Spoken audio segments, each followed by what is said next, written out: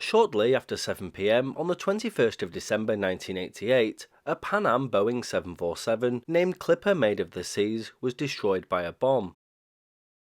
Tragically, this incident happened while the aircraft was flying over the Scottish town of Lockerbie.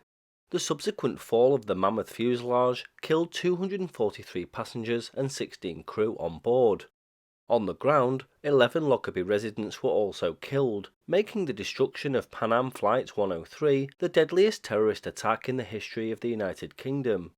I usually stay away from topics like this, but I was sent some interesting shortwave radio audio which has never been heard before. Recorded on 5680 kHz USB, the audio contains a snapshot, a couple of minutes, of the arrival of rescue helicopters at the scene of the crash. I thought I'd share it here purely from the point of view of interest and historic relevance. At 1858, the aircraft established radio contact with Shanwick Oceanic Area Control in Prestwick, Scotland, on 123.975. At 1902, Alan Topp, the airways controller at Scottish Air Traffic Control Centre, transmitted its oceanic route clearance on behalf of Shanwick. The aircraft did not acknowledge this transmission, and its transponder code on the controller's scope disappeared. 5 radar echoes appeared to fan out, and a British Airways pilot called Scottish Control to report a large fire on the ground.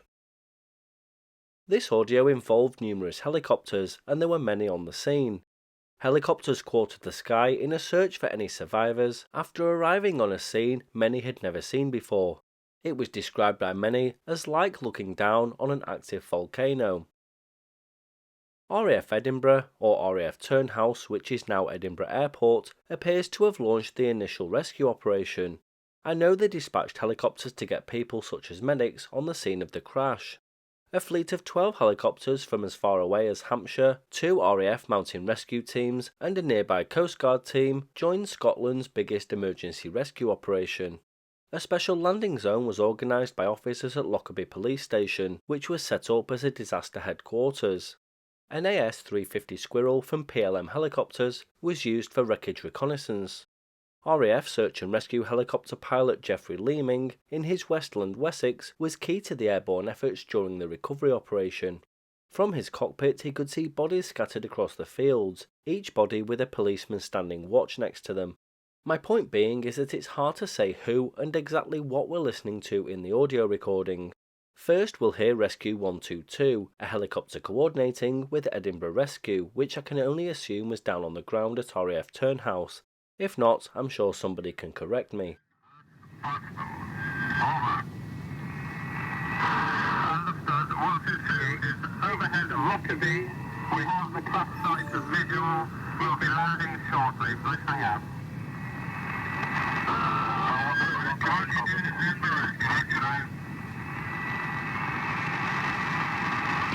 Edinburgh Rescue and Rescue 131. The crash site is the southwest corner of the town of Lockerbie. There is many fires burning at the moment. 122.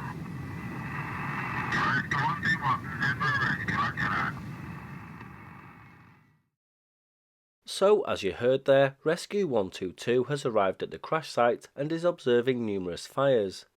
At this point there's already firemen and police on the ground. Rescue 131 was also mentioned, but this is the last we'll hear of him.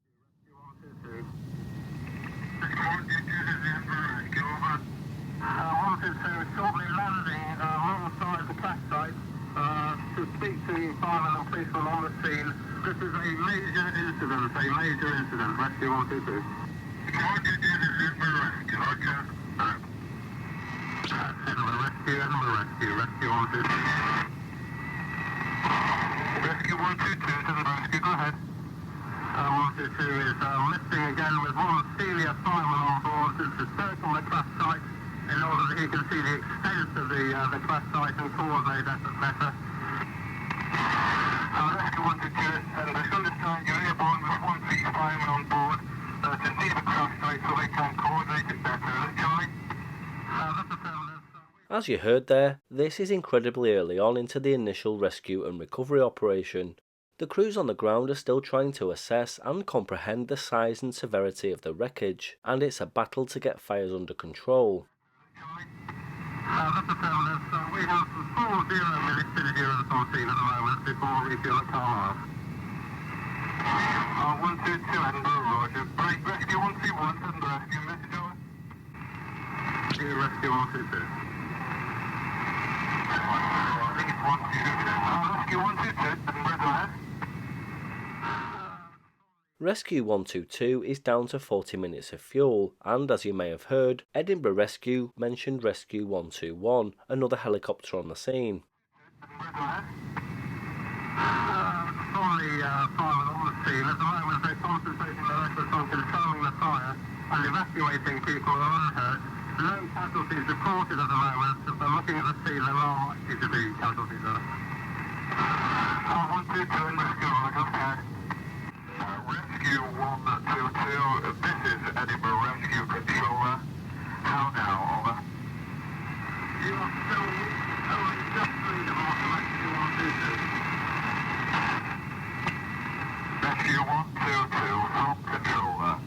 You are nominated on-scene commander. I repeat, Rescue 122. You are nominated on-scene commander.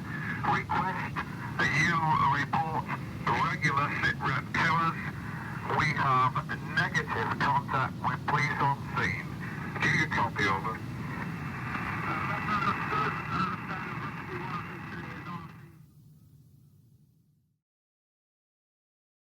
Rescue 122 has been made the scene commander, and you heard him say that the crews on the ground were focusing their efforts on trying to evacuate those who were unhurt from the wreckage. Of course, things soon moved from a rescue effort to a recovery operation, as there were to be no unhurt passengers. Every single soul on the aircraft and the 11 on the ground were tragically killed. Nobody survived the attack on Pan Am Flight 103. Abdelbasset al-Megrahi was convicted of bombing the aircraft over Lockerbie in 2001. He was acting on behalf of the Libyan intelligence service. In 2003, Muammar Gaddafi accepted Libya's responsibility for the Lockerbie bombing and paid over $1 billion in compensation to the families of the victims. However, many conspiracy theories still continue to swirl about this tragic incident. Al-Megrahi, the head of security for Libyan Arab Airlines, director for the Centre of Strategic Studies in Tripoli, and Libyan intelligence officer, received a life sentence for 270 counts of murder. He was, astoundingly, released less than 9 years later on compassionate grounds and died in 2012 in Tripoli, Libya, of cancer.